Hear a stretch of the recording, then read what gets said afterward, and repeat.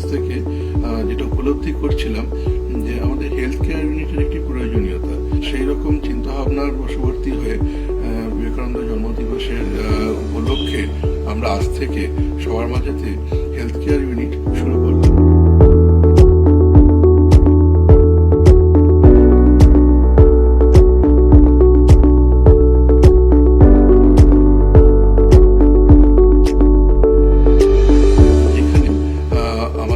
আশ্রমবাসীরা যেরকম এর থেকে উপকার লাভ করবেন, তেমনি সাথে সাথে আমরা এই পরিষেবাটি গ্রামের মানুষের জন্য আমরা খুলে দেবো, যাতে গ্রামের মানুষেরাও তারা এই পরিষেবা থেকে তাদের উপকারিতা পেতে পারেন এবং তাদের প্রয়োজনে আমরা পাশে দাঁড়াতে পারি।